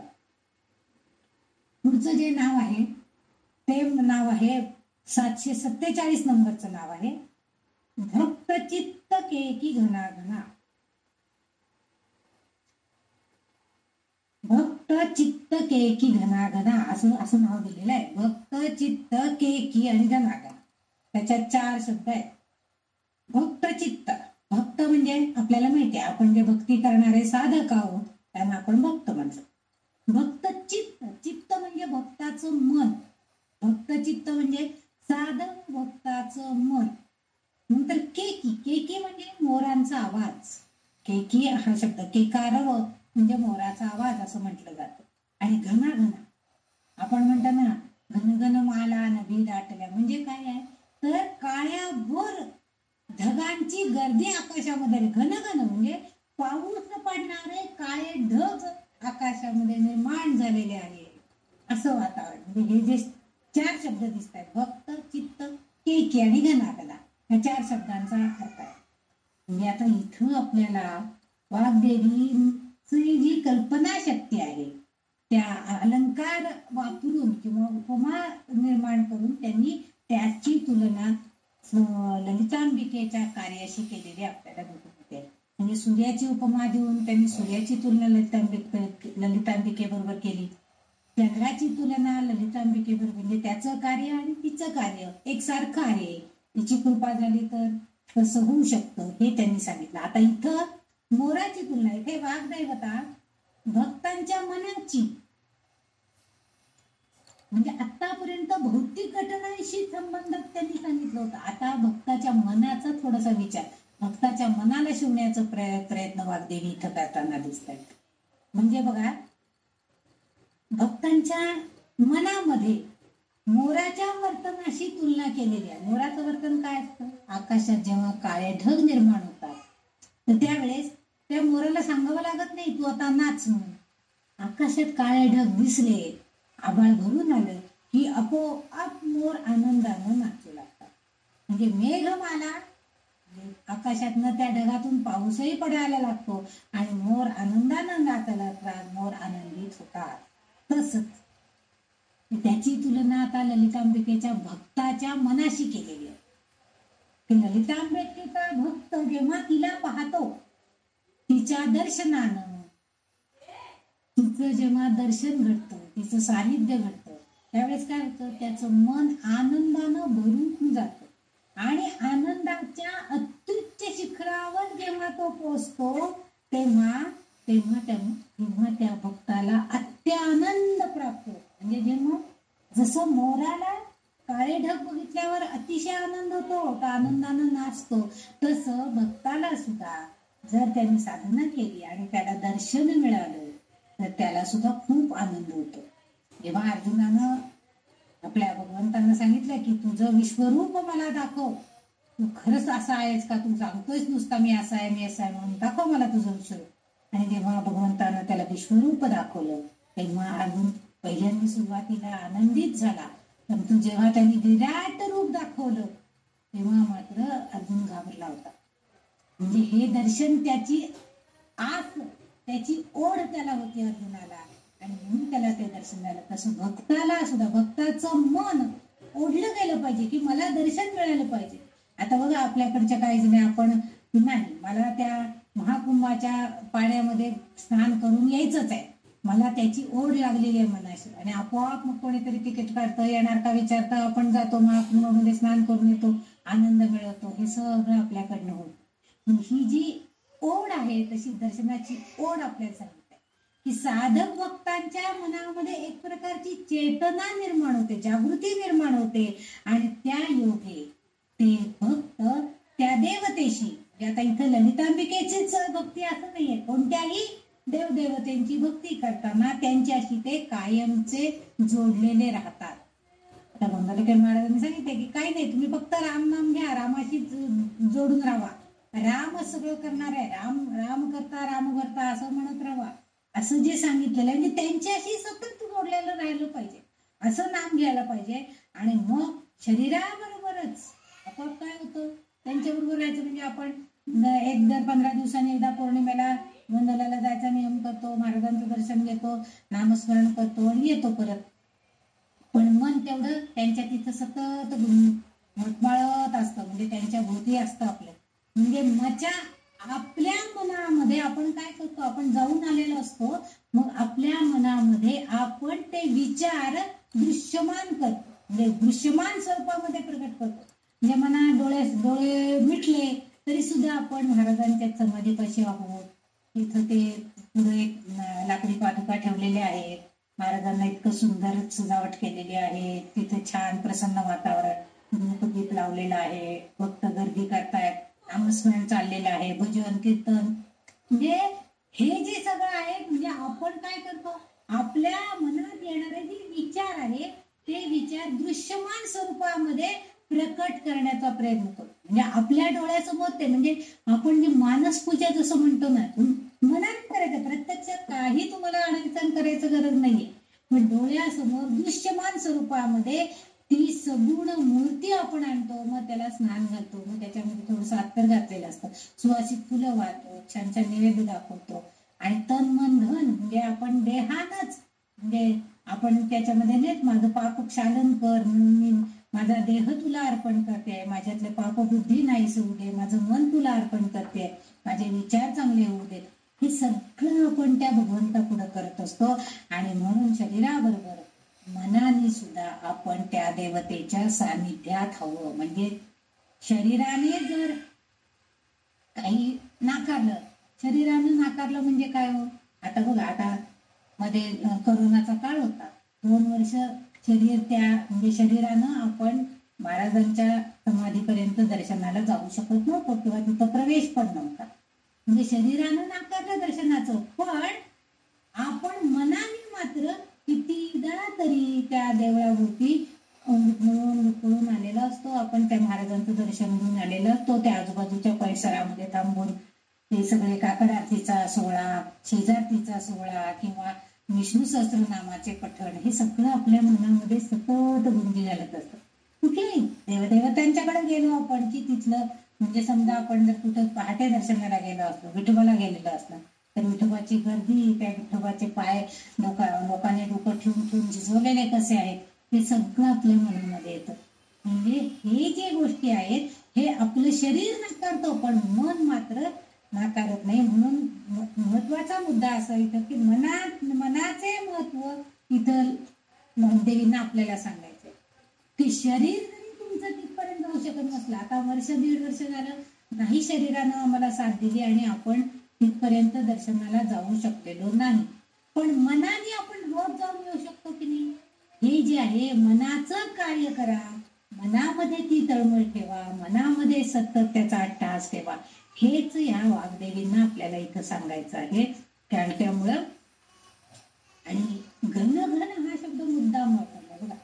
आपल्याला सगळ्या गोष्टी आपल्याला घन घन म्हणजे काय, खूप सदैव सतत हव्या असतात. आणि म्हणून इथं त्यांनी म्हटलेलं आहे की भक्त चित्त केकी घनाघना. म्हणजे जर आपण मुसळधार पाऊस पडत असला, काय पाऊस अगदी किती कोसळतोय सारखा सातत्यानं, म्हणजे सतत संततधार आहे पाण्याची असं आपण म्हणतो, तसं या ललितांबिकेच्या कृपेची संततधार घना घना सदैव आपल्या भक्तांवर तिची सदैव कृपा राहावी, तिचं सातत्य, तिचं सानिध्य आपल्याला मिळावं. हेच इथं या वाग्देवींना आपल्याला सांगायचंय की तुम्ही जरी शरीराने लांब असलात तरी मनाने तुम्ही सतत तिच्या जवळ राहावा. आणि त्या योगानं तुम्ही मोर जसा आनंदानं नाचतो तसं तुम्ही सुद्धा तुमच्या मनामध्ये आनंद प्राप्त होईल आणि तुम्ही सुद्धा आनंदानं म्हणजे तुमचं मन आनंद होते. भले आमचं शरीर नृत्य करायला तयार नसेल, मला येतही नसेल नाचायला, परंतु मन मात्र आनंदानं नाचू लागतो. आपल्या मनामध्ये आपोआपच चांगले विचार, आपल्या चांगलं कृत्य घडतं. आणि हेच इथं वाग्देवींना आपल्याला सांगायचंय. म्हणून त्यांनी इथं भक्त चित्त केकी घनाघना असा उल्लेख त्या वाग्देवींना केलेला आहे. मोराचा संदर्भ घेऊन त्यांनी ते सांगण्याचा आपल्याला प्रयत्न केलेला आहे.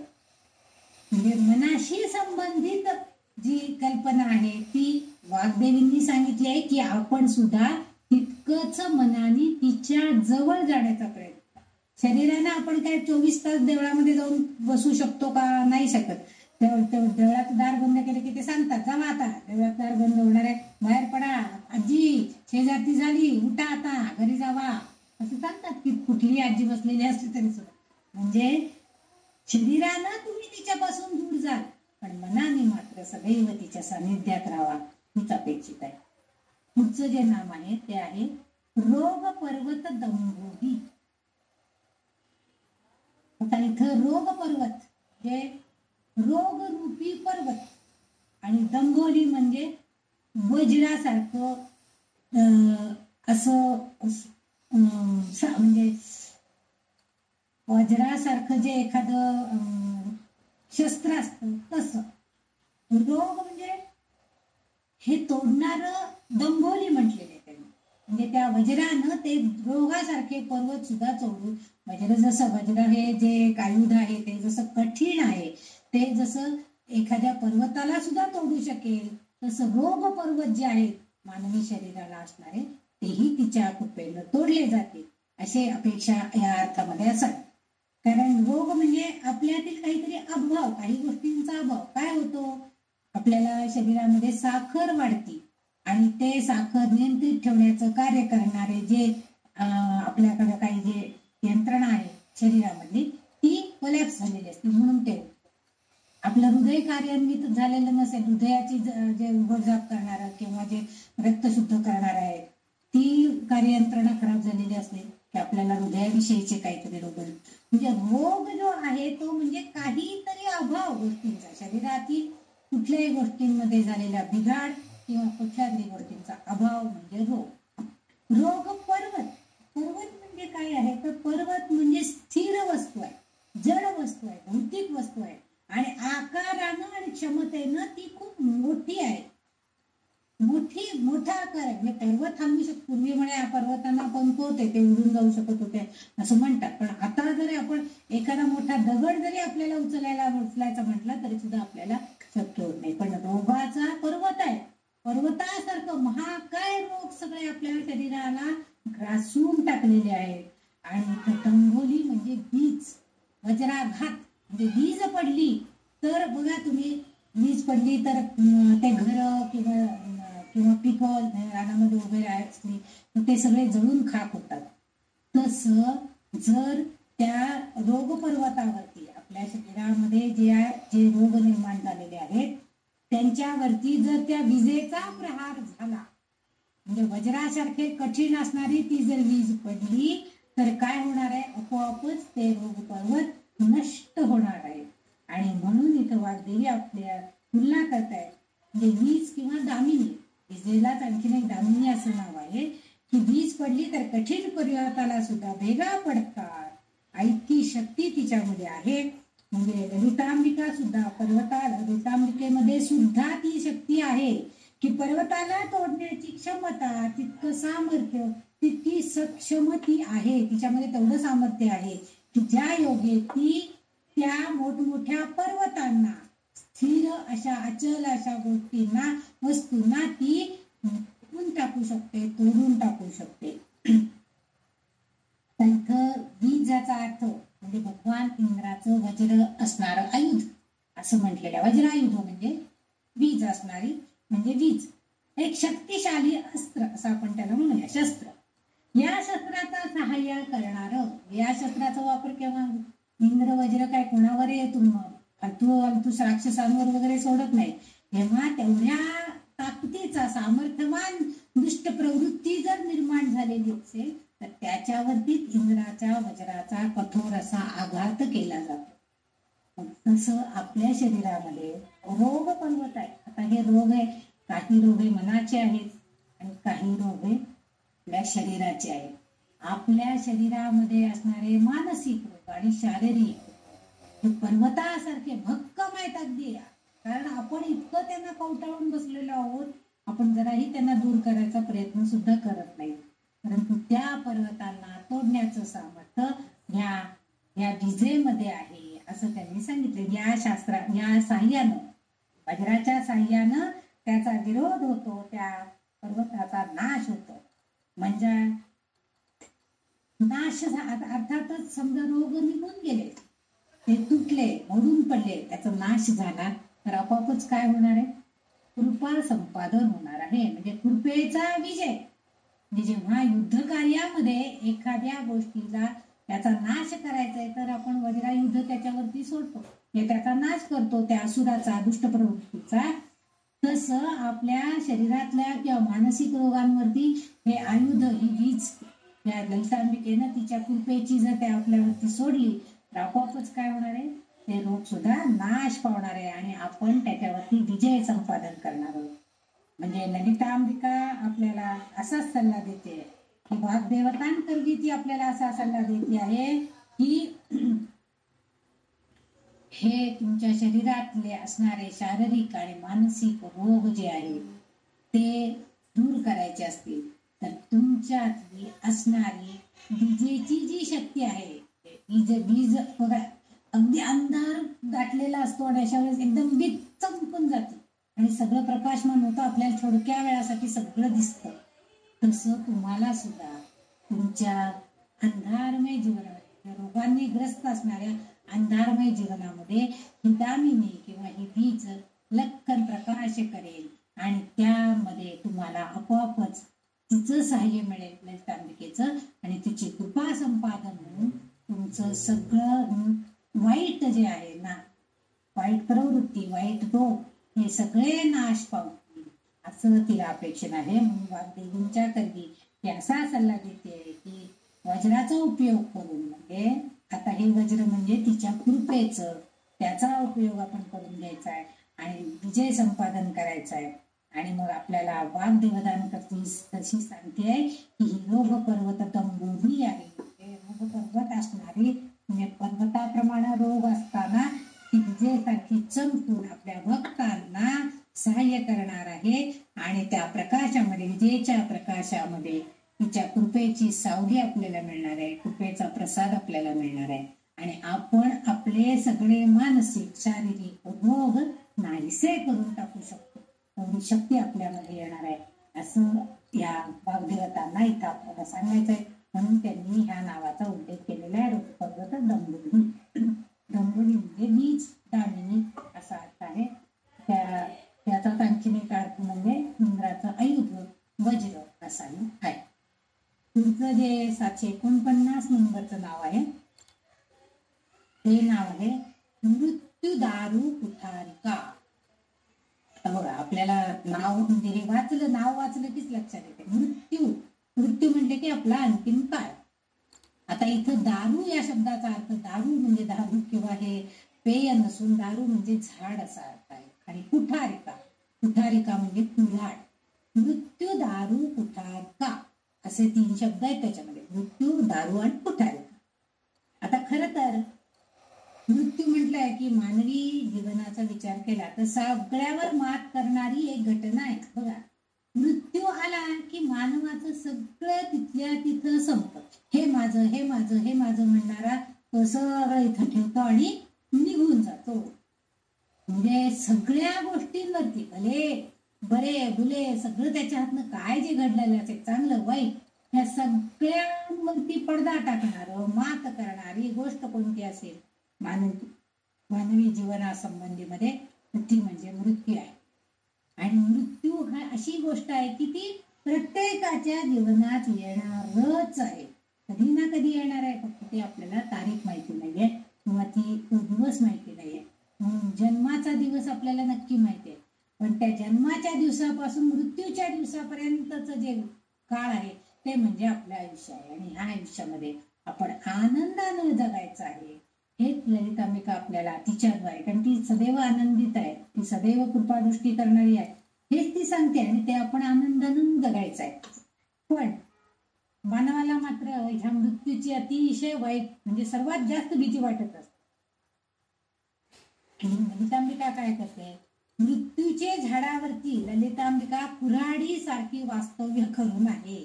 म्हणजे कुऱ्हाड जशी झाडाच्या बुंद्यावरती किंवा झाडाच्या फांदीवरती कुऱ्हाडीने घाव घातला तर ती झाड निष्पर्ण होतं किंवा त्याच्या सगळ्या फांद्या तुटून जातात, अशी त्याची अवस्था होते.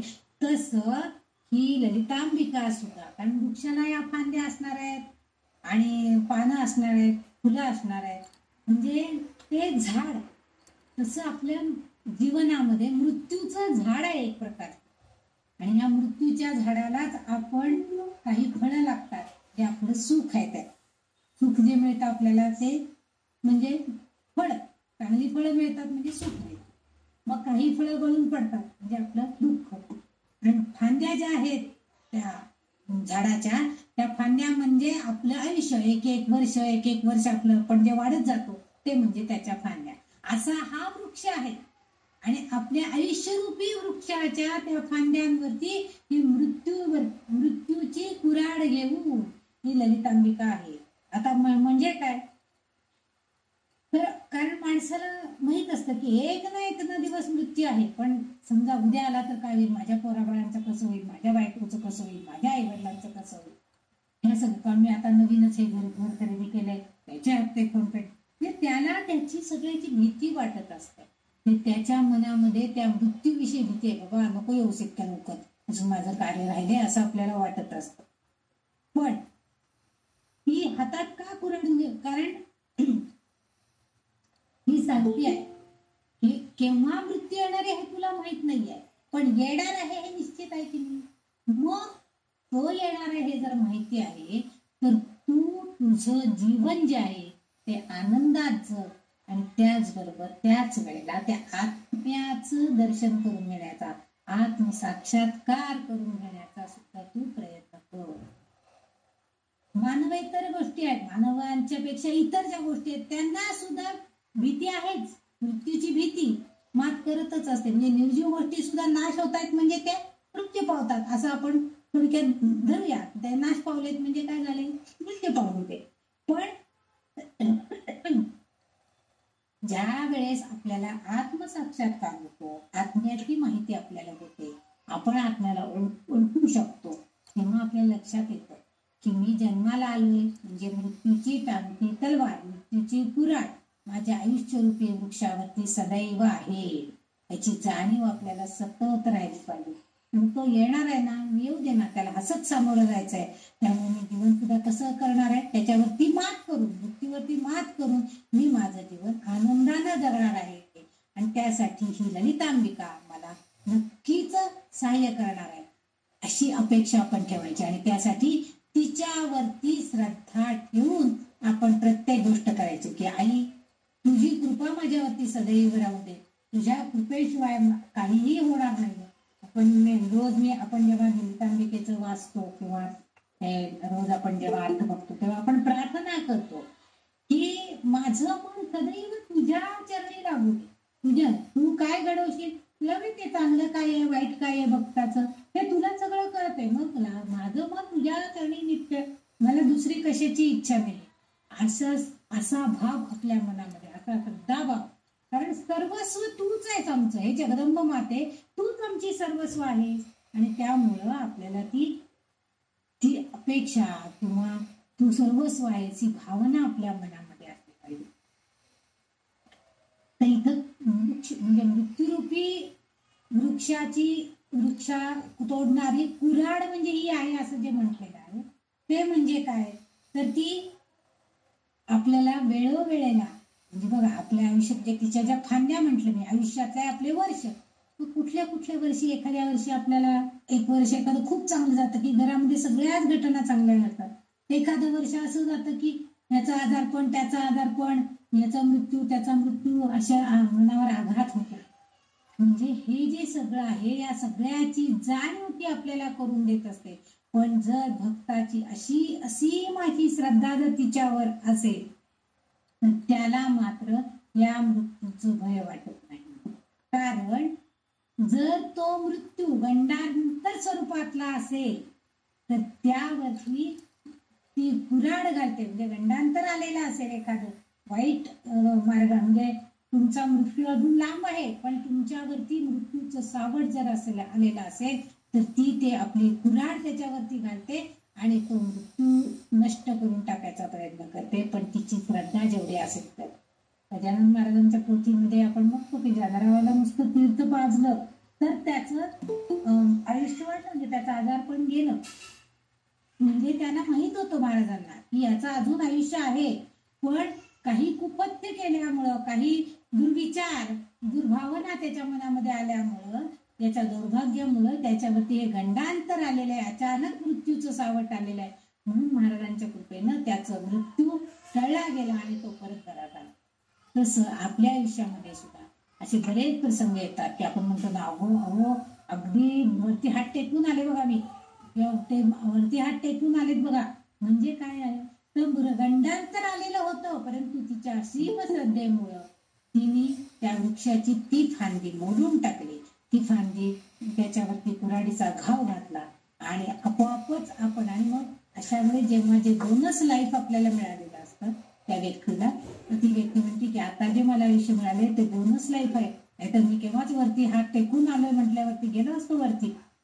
पण आता मात्र त्या माणसाच्या मनामध्ये भावना असते, श्रद्धा असते की आता उरलेलं आयुष्य तरी मी तिची सेवा करण्यामध्ये, त्या देवदेवतेची सेवा, त्याची श्रद्धात्मक भक्ती करण्यामध्ये मी घालीन, ही भावना आपल्यामध्ये आहे. कारण जर आपण त्या देवदेवतांची भक्ती केली तर तो देव किंवा ती देवी किंवा ही आमची ललितांबिका किंवा श्रीकृष्ण भगवान हे कधीही आपल्या भक्तांना नाराज करत नाही.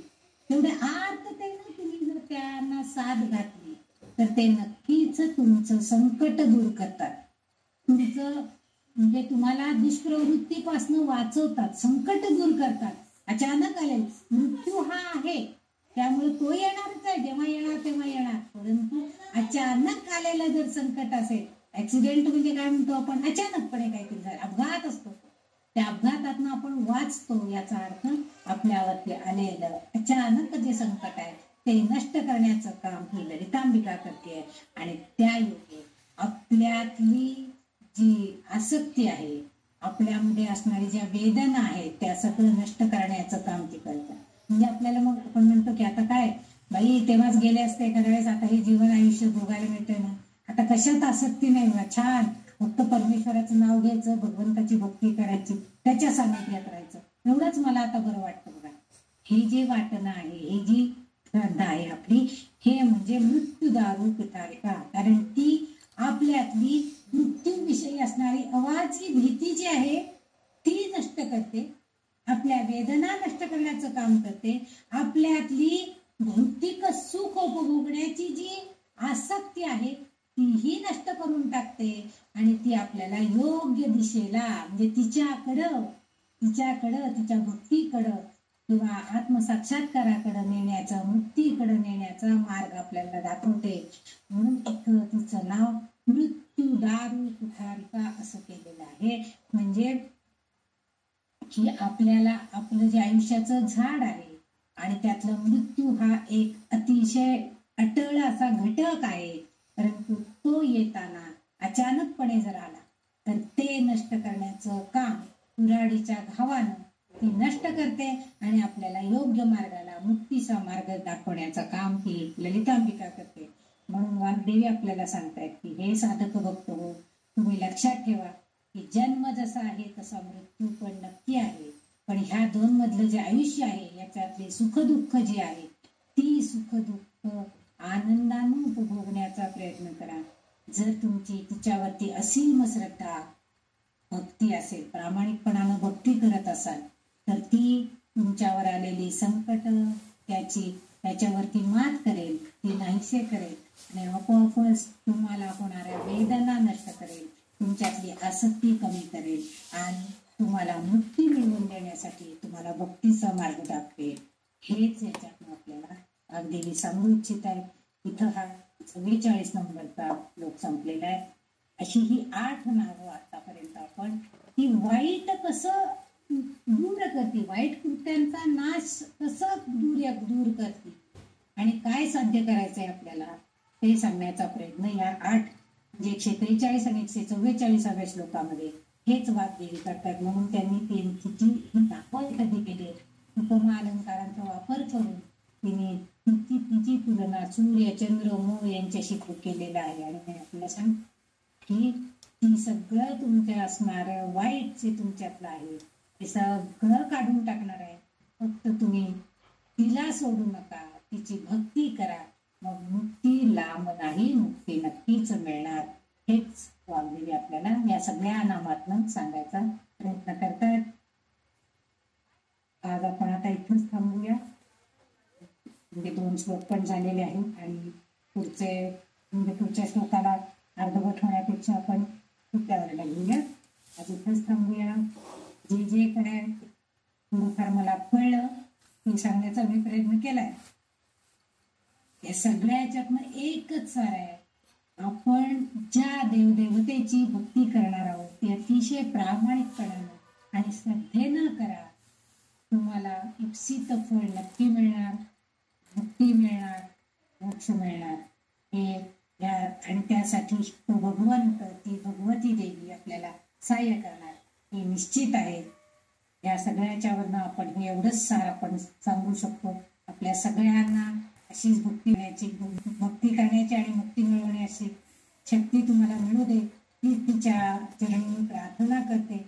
आणि आज माझ्याकडनं जे काय अर्थ सांगण्याचा प्रयत्न झालेला आहे काय बरोबर असलं तर ते तिचं आहे, काय चुकलं म्हटलं असलं तर ते माझं आहे, कारण माझ्या वाचनामध्ये काही कमी झाले असेल तर आता आपण इथंच थांबूया आणि या भगवती देवीचं नाव घेऊन जय जगदंब जय भगवती जय ललितांबिका.